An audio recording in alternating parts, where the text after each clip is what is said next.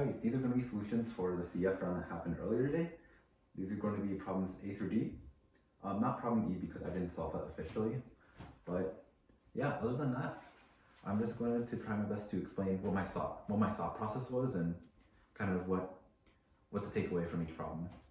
So to start with problem A, I believe it was, okay, first of all, I'm going to assume that you've already read the problem, so if you don't know which problems I'm talking about, I'm going to link the contests in the description, so make sure to check those out before you watch this video, you know? Okay, so this is problem A. So pretty much, if you want to make an array lexicographically smallest, you need to make sure that you want to take care of the elements that are towards the front of the array first. So if we had something like 1, 4, 3, 2, 1, then the lexicographically smallest array would have first you would want to decrease this element down to 0, and then you would focus on the next element and decrease that all the way down to 0, and so on. And so that's kind of part of this logic over here.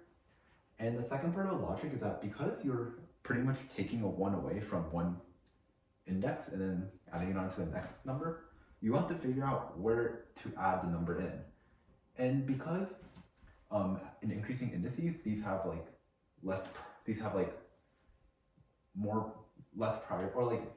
different priority in terms of whether you want to remove or take away from points.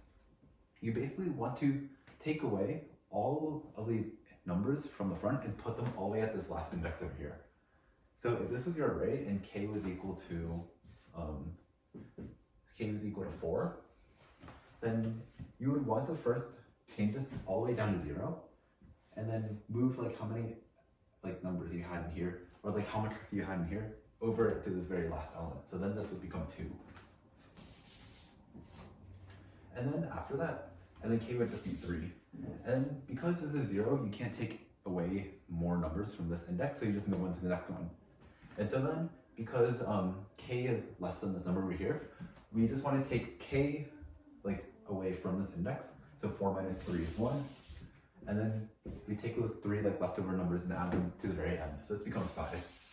And so this would be the answer for this example that I gave. And that should be pretty clear as to how you would actually implement this. So yeah, that's pretty much problem A. It's fairly straightforward this time. I don't think it was very difficult. I think the hardest part is probably just understanding what lexicographically minimum means. And if you've done CF contests before, you probably know what that already means. So yeah, that's problem A. Let's see, problem B was the one that I struggled with the most officially. So this is kind of fun. It is an interesting problem though, so it's worth going over. So let's see. So the key insight is to, okay, so I'm actually going to start by this problem by telling you 2 really important properties. The first property is if you had an integer x, if you take that integer x and you XOR it with itself, this symbol right here says bitwise XOR, then this is always equal to 0. So that's the first important thing you need to realize, or you need to know. And then the second property that you also need to know is if you were to take an integer x and XOR it with 0, this value will always equal to x. So these 2 observations are what you need to solve problem B. And so you want to think of it this way. If there exists a solution in your array, that means it would be some set of the same number. So in other words, it would, after doing some combining operations, you would get something like A, where A is an integer, and obviously they're all the same numbers. And so let's play around with this configuration a little bit. So let's say from your input array, you got to this state over here. So what if we were to take 2 adjacent numbers over here and combine them? Then A XOR A would become 0. And so you would take these 6 A's and then you would turn it and you can essentially turn it into 4 A's and a 0, right? And then let's say we were to do another operation on this A and this 0 over here. So we XOR them together, and because A XOR 0 is equal to A, this just becomes A. And so what we've shown is that if it's possible to get a sequence of like k of the same number, so in this example, k is equal to 4. Before I remove those two A's, k was equal to 6. If it's possible to get a sequence of k of the same number, it's always possible to get k minus 2 of the same number, as long as k is strictly greater than 2, obviously. So what this means is that if an answer exists, so to put that more in English terms, if an answer for k of the same number occurrences works, then k minus 2 has to work. So if it's possible to condense this array into k of the same element, into, for like say, 7 of the same element, 5, 6, 7, it's always possible to condense this into an array of 5 of the same element. 1, 2, 3, 4, 5, which in turn means we can condense this case into an array of 3 elements. And then we can't condense this case further, because if we did, then that would just be 1 element, and the problem statement specifically said that that's not legal. And so that's like kind of an observation that you have to make here. And this is the most important part of a problem, because it basically means that if you can condense this array into 2 of the same elements or 3 of the same elements, then it's possible, otherwise it's not. So this problem now turns into figuring out how can you condense the given array into the form of AA, or you could condense it in the form of like BBB, where A and B are integers. Yeah. So how would you go about this? Well, so the way I do this is I just split it into 2 different cases. For this case over here, if you were to think about how the array condenses, because it combines adjacent elements, there's going to be some prefix that condenses into this first A over here, and there's going to be some suffix of this array, of like the remaining suffix that condenses to this right A. So an example of this would be if I had something like, let me see, 2, 0, 1, 3, 0. So this is valid because we can condense this into 2 3's. And so the way that would happen is if we would split the prefix and suffix along this place over here. And so this portion of the array, this prefix, condenses into 3 because 2 XOR 0 is 2 and then 2 XOR 1 is 3. So this value is 3. And then for the suffix over here, 3 XOR 0 is 3, which is just 3. And then these 2 values are equal, so it's in the form of AA. So the way that you could check this is you could just check for every prefix, find the XOR of this prefix, and then for every suffix, find the XOR of that suffix, and see if they equal. And if at any position they equal, then it's possible. And the answer is yes. And a little trick you could do for this is you could alternatively just check to see if the XOR of the entire array is 0 or not. I'm not going to talk about why that works for this specific case as well, but if you want to think about it a little bit, I'll give you a hint. It has something to do with this prefix and suffix argument, and the fact that if you were to take a prefix of length 1 and a suffix of like the rest of the thing, those 2 values are going to be equal, and when you combine them once again, that XOR is 0 because x XOR x is equal to 0. So that's this case over here. So as to solve this triple case over here, the best way to do it would probably be with like prefix XORs. So one property about the XOR operation is that if you knew like the XOR of this range, and you knew like the XOR of this range, the XOR of this range over here would be equal to the XOR of this big range and the XOR of this like smaller range over here. So in other words, if the XOR of this range was x, the XOR of this range was y, and the Zor of a range over here that you want to find is Z, then Z would simply just be equal to X Zor Y. So you can compute the Zors of all prefixes, and then that allows you to query the Zor range of any, the Zor of any subarray in this input. And so because n is only 2000, you can just iterate over all possible choices of this middle subarray over here. So you would just do you would just loop through this middle subarray, and then you would be left with a prefix and a suffix. And you just want to check to see if this prefix Zor is equal to the Zor of this middle, which in turn is also equal to the Zor of the suffix. And if they're all equal to each other, then it's also possible. So, and after you run through both of these cases, if you still haven't found a valid configuration, then we know that is impossible. So yeah, that's how you do this problem. Time complexity of the solution is n squared because of this step over here. And n is 2000, so it's fine. Yeah, so that was problem B. It was actually a pretty interesting problem.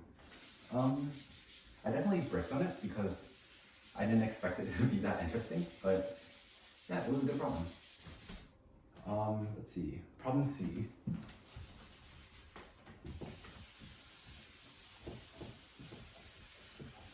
All right. So before I go into the third problem, there are like maybe just one thing for this problem that you need to know before trying to solve it. And I'm gonna write it over here. Pretty much, before you try problem C or like you read the editorial, you need to know what, let's see, how do I write this? Okay.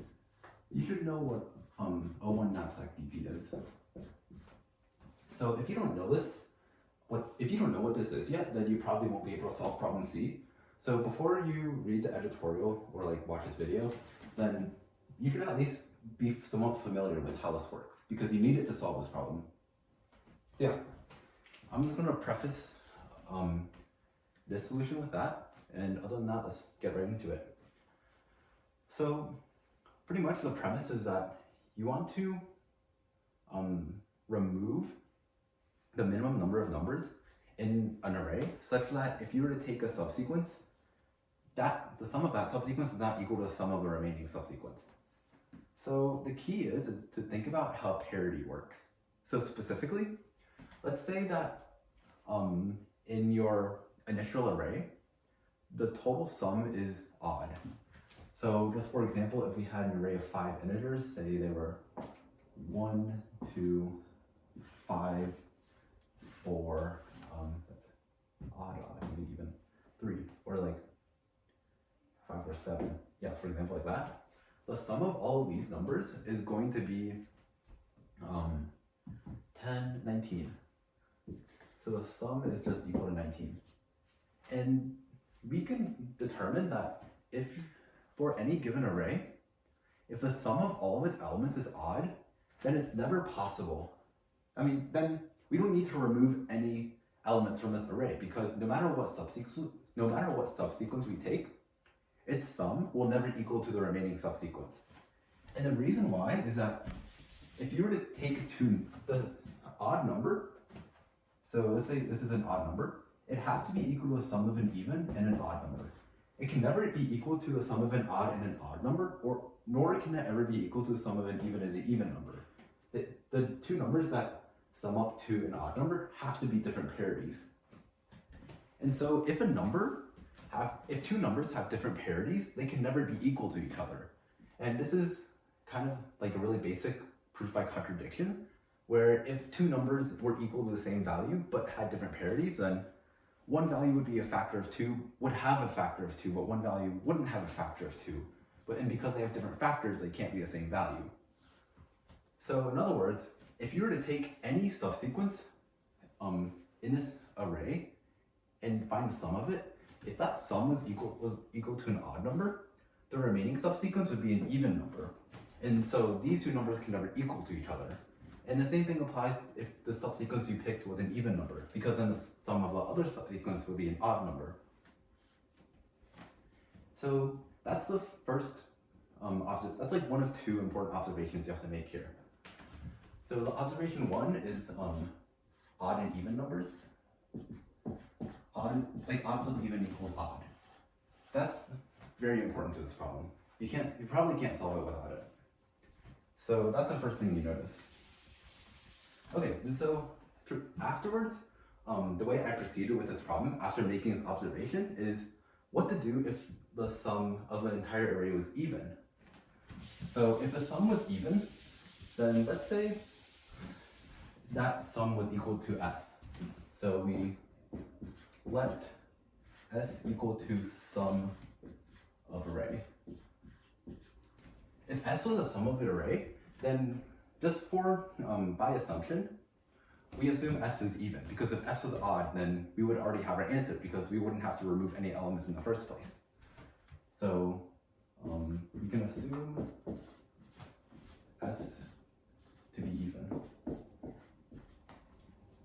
And so when we assume s to be even, we basically want to check to see if it's possible for a subsequence to have a sum of s over 2 in our array. And so if it's possible to pick a subsequence of sum of s over 2, the remaining subsequence would also have a sum of s over 2 because s minus s over 2 is equal to s over 2 since s is a prime number. Or not a prime number, an even number, my bad. And so in order to check to see whether it's possible to achieve a sum, that's where you use knapsack DP. So you pretty much just throw this array into DP and check to see if DP at s over 2 is true or not. Well, at s over 2 is true. Okay? And so the question is, if this value was true, if this value is false, then there doesn't exist a subsequence in this array that can sum up to s over 2, meaning you don't have to remove any elements in this array either to satisfy the condition. And so the answer would just be 0 again. And so that's like kind of a helpful trick or a helpful case as well. And so the last case is, you know that it's possible to achieve a sum of s over 2. So if it's false, then it's just 0. And because you have to remove 0 elements. I guess I should make it clear here. And so what happens if it's true? If it's true, then we should look at the actual contents of the array. So specifically, we split it into two cases. If an odd number exists in this array, then we actually find our answer, and the answer is 1, and we just remove that odd number. And so the reason why we can do this is because if the sum of our entire array is even, and it contains an odd number, when we remove this odd number, the sum after removing this number is going to be odd. So in other words, if we take an even number and subtract an odd number from it, this is always going to be an odd number. And like we said before, if the sum of the entire array is odd, then we don't have to remove any more elements. And so we can actually reduce it to this case over here. So if this returns true, then we have to check to see, does array contain an odd number? And if it does, then we just remove that odd number and then we're done.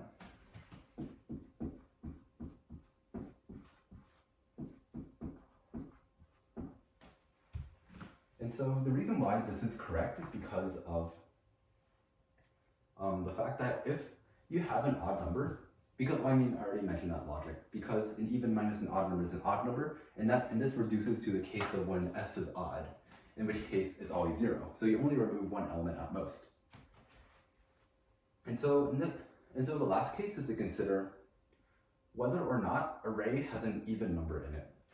So if array has an even number in it, that means all of its elements are divisible by 2. So just to give an example of what that would look like, let's say we had, our array looked like 2, 0, 4, 2. And the total sum of this array is 8, and it's possible to achieve, so the sum is equal to 8, and which means s over 2 is equal to 4, and this is true because we can just take this number over here, which is 4, and that subsequence exists. So because we don't have an odd number, another way we can think about this is we can divide everything by 2. So if we were to divide all these numbers by 2, we would get 1, 0, 2, 1.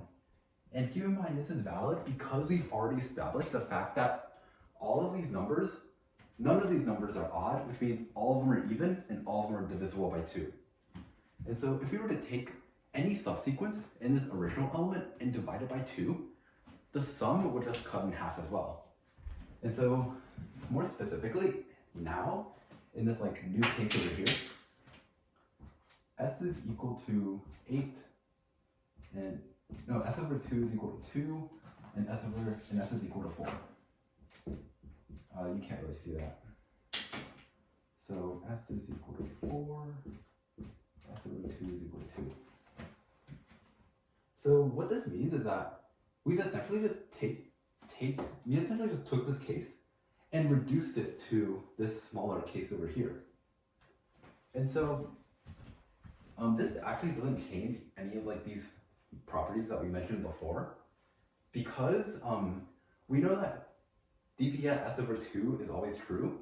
If we cut everything in half, like this new subsequence is, well, there will still be a subsequence that has that breaks the property of having different sums, because dividing everything by 2 doesn't change the numbers themselves. It just changes everything by a constant that's multiplied by. So that's why and then once we divide everything by 2, we realize that this new array now has an odd number in it, which means that if we were to take any one of these odd numbers and remove it, say we were to choose to remove this one, then the sum of the rest of the numbers would be odd, which would then lead us to this case over here. So with this, this is basically the entire solution over here. To summarize, first you find the sum of this entire array, and then after you find the sum of the entire array, you check to see whether it's odd or not. If it's odd, then the answer is 0. You don't have to remove any elements. If the answer is even, then we run knapsack DP to figure out whether a subsequence exists with sum of s over 2. If it doesn't exist, then obviously just return 0 because we don't have to do anything to the array. And if one does exist, then we divide all the numbers by 2 until we get an odd number. And then we just remove the index that has an odd number in it.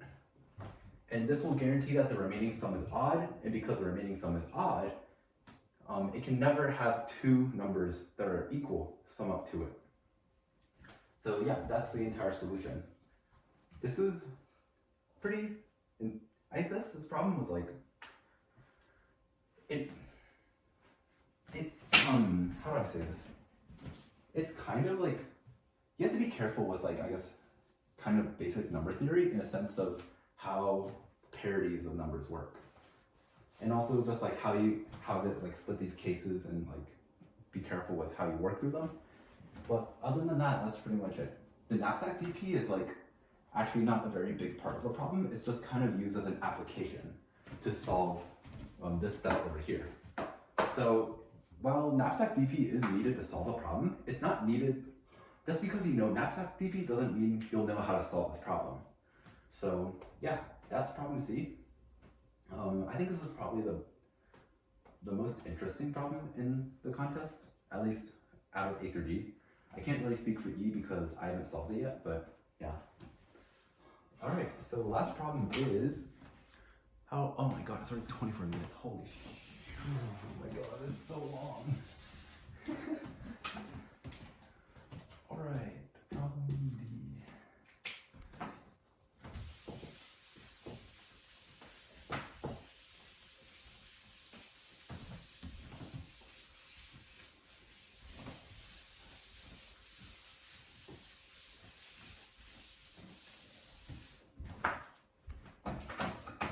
Okay, so problem D. You need to know 2 things, I guess, or at least be familiar with 2 things before you solve this problem. the first thing is that you need to know what binary lifting is. This is I can't write. And the second thing you need to be familiar with is prime factorization. So prime factors. Okay, so the way I approach this problem is, well, the very first question I asked is, what does the condition of the LCM mean? So in other words, if you have a set of numbers whose product equals LCM, what does that imply about the set of numbers? So, basically what that means is that if you have a set of numbers like A, B, C, D, E, like whatever, if this is equal to the LCM of A, B, C, D, E, this means that for any two numbers in the set of numbers, their GCD has to equal to 1. And the reason why this is true is because of the formula of, if you look at the formula where the product of two numbers can be represented as the product of their GCD and their LCM. So A times B is equal to GCD AB times the LCM of A and B. And this formula scales up to like more than two numbers. This would just say like product of A through E is equal to the GCD of A through E times the LCM of A through E. So it's pretty much the same thing. So the problem requires for this quantity over here, the product, to be equal to this quantity over here, the LCM. So if these two were equal, that means that the GCD over here has to be equal to 1. So that's the first observation to make. And so the next observation to make is if any two numbers GCD have to be equal to 1, that means that they share no prime factors. So if we were to get the prime factorization of A and the prime factorization of B, there would not exist any prime number that exists as a factor in both A and B. So that's like the next thing that you have to think of it as. You have to think of all these numbers in this array as prime factorizations and a set of prime factors. And the reason why we can do this is the bound on all of these numbers is, the bound on AI is less than or equal to 10 to the 5. And because we only care about, because in terms of GCD, we only care about whether a prime factor exists or not. We don't really care about how many times it exists. So for example, for our purposes, the value of 7 and the value of, let me think. The value of 14 and the value of 98 basically mean the same thing. Because this is 2 times 7, and this is, wait, what is that? Oh, 2 times 7 squared, right? And so, obviously these numbers are different in terms of their values, but in terms of their prime factors, they both contain 2 and both contain 7. And because we only care about the existence of a prime factor, 98 and 14 are basically the same thing in this problem. We can essentially ignore this power only here and only care about the actual base of the prime factors. So this means that every number will have at most 6 prime factors that we care about. And that's because if we were to take 2 times 3 times 5 times 7 times 11 times 13, this would be, I believe, about 60,000? I think it's about 60,000. I'm not too sure, but I know that if we were to take like these 6 smallest primes and then we multiply the next smallest prime, that's going to exceed 10 to the 5. And that's obviously going to contradict what the problem statement gave us. So every number has at most 6 prime factors in it. So what is the efficient way to compute these prime factors? Obviously, one way is that you could just factor every number in root n, but that might be a little bit too slow. I mean, it might also run in time if you're efficient enough about it, but the better way is to use a sieve.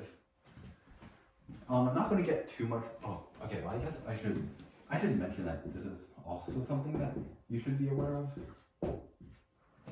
Yeah, if you don't know how the sieve of Eratosthenes, I don't know how to say that guy's name. It's like, you know what I mean. Just Google it, go onto Wikipedia or whatever. If you want to learn about it, then it's actually pretty useful. You should definitely look into it. And it's also pretty cool. It essentially gives you a way to factor numbers from 1 to n. It gives you a means to factor all of them in n log n time. So yeah, if that sounds interesting to you, go look it up. I'm not going to spend too much time going into it because this video is already way too long. But yeah, let's see, where was I? Okay, so this gives you a means to prime factorize every number quickly. And so after you prime factorize every number quickly, we have like a set of numbers that share a factor. So let's say we have a, okay, well, you can't really see that. Come on. So we would have A, B, just like any set of numbers, A, B, C, D, E, F, and G. Can you see that?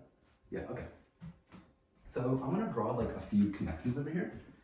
And these connections are going to mean that these two numbers share a prime factor, which in other words mean that they cannot belong in the same subarray. And you have to cut them. You have to like make a cut in between these two numbers. So let's say, for example, A and C share a prime factor. B and C share a prime factor. Like D and E share a prime factor. E and F share a prime factor. And E and G share a prime factor. Okay, so what does this mean? This means that you have to, if you were to start your, I guess your query at A, and it were to, let's say, for example, we want to query from A to E, we would have to make a split between B and C and D and E, and that's like the best way to do this. And so one way you could think about it is you want to find what is the, starting from index A, what is the rightmost index you can go to such that you can include all those elements into one subarray and it would still be a valid subarray. So in this case, if you were to start from A, the farthest, the rightmost index you could go to while still keeping everything valid would be index B over here. So you could keep A and B in its own subarray, like this. And then once we get to C, because C is a C shares a prime factor between A and also B, but more importantly A, then, well, I guess both, whatever. Then you could just start a new like subarray starting from C. And then once you go to C, C and D, this is okay because none of them share any prime factors. C and E, well, okay, here's the thing. C and E don't share any prime factors, but D and E do share prime factors, meaning that if you were to include C, D, and E in its own subarray, this would be invalid because D and E belong in the same subarray and their GCD is not equal to 1. So you actually also have to make a cut over here. And then your like new sequence will start at E. And then because E and F share a prime factor, they have to belong in their own components. And then, yeah, and then like it would go so on. But because we only query from A to E, we actually don't have to worry about this element F at all. So we can just cut it off over here. And so that's what this example would look like. The answer for the query from A to E would be 3. So query, I guess I'll set L equal to, okay, so this is index 1, 2, 3, 4, 5, 6, 7. We just query from 1 to 5. The answer would be 3. Okay, so what does this imply about the structure of this problem? This basically entails the fact that we care about these ranges that connect with every prime number. So we want to know for every index I, what is the rightmost point we can go to such that we can include that left point and the right point in one section without breaking the rule of, without breaking this GCD exclusiveness rule. And so the way we can do that is we can just work from the back of the array or from the front, depending on whether you want to find the leftmost or the rightmost point. It doesn't really matter because the problem itself is symmetrical anyway. But I worked from the back.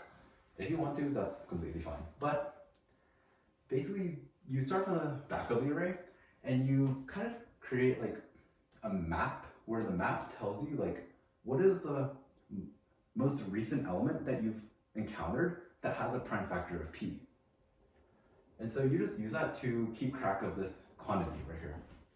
And that's kind of like, and that runs in, I believe, about n log n time, because for every element you have to find the prime factorization of it. So yeah, that's important. We can call this quantity, let's say we call it right at I, where this equals to some j, where j is greater than or equal to I, and the subarray from and a at I all the way to a at j forms a valid block. And we can compute this in kind of a two-pointers fashion in the way that I just mentioned. So once we find this quantity over here, this is where we apply binary lifting. Again, if you don't know what binary lifting is, look it up, because it's actually a pretty cool technique, and it's also like good to know because a lot of I know LCA uses binary lifting with the ancestors stuff. I'm sure there's more applications for it, but it's definitely something good to know. So TLDR, pretty much, binary lifting allows you to jump over these segments in log n time. Because if you were to answer each query in this kind of this linear fashion for right, where if you were to just go from every point from the left to the right and greedy format, that would be an n squared per query, and that would just be too slow. So the way that we would compute this binary lifting table is, let's say we were to have something like, I'm going to call this table dp at I at b.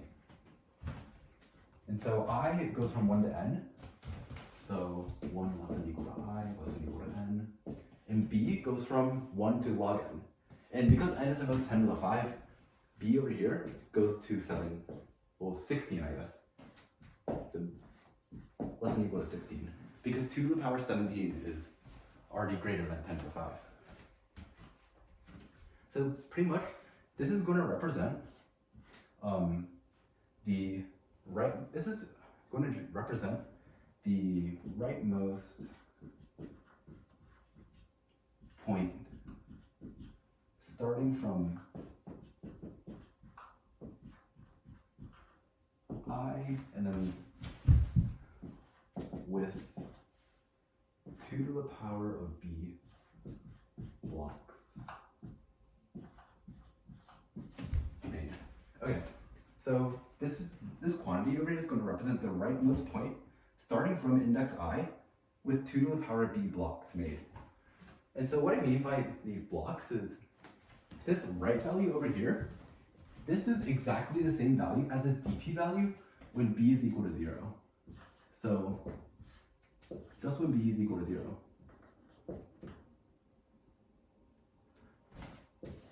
And because 2 to the power 0 is 1, and this essentially tells you the rightmost endpoint after making one block. And so the way you would compute this dp itself is just through binary lifting. Basically, premise is just something like dp at I b minus 1, b is going to be equal to the dp at wait, hold on, mid over here. Wait, no, dp at, oh, okay, b minus 1 is equal to dp at I and b. So this is what the recurrence should look like. Yeah, if you don't understand how this works, look up binary lifting. Yeah, because this video is already very long, and that's just how binary lifting works. Okay. So after you do this binary lifting, you can just query, just make these you can just use binary listing to, again, answer every query. So you would essentially make a jump of at most 2 to the power b, and every time you make a jump, you would decrease the bit size. And so that means that the time to answer each query is log n. So the final runtime would look something like, well, you first have to pre-compute the sieve. So it would be 10 to the 5 times ln of 10 to the 5 plus, you would then compute like n log n, because you have to prime factorize every number. And then you have to do plus another n log n, this time like a base 2 log n, for the binary listing table, the DP. And then plus log n, plus a log n query time for every query that exists. So this can basically just be summarized to a runtime of n log n. Well, n log n plus q log n. So yeah, that's problem D. I don't know how I'll explain that, but pretty much there's like a few observations just to make, and then it turns into a standard binary listing problem. Alright, yeah, that's going to be it for this video. This is my first time doing something like this, so I don't know how helpful this was, but I hope that if it wasn't helpful, then at least you found it entertaining. So yeah, I hope you enjoyed watching me talk about the problems. If people like me doing this, then I think I'll probably do it for the CF round 1 Friday, although that is rated for me, so I don't know, we'll see. But yeah, hope you enjoyed. Bye.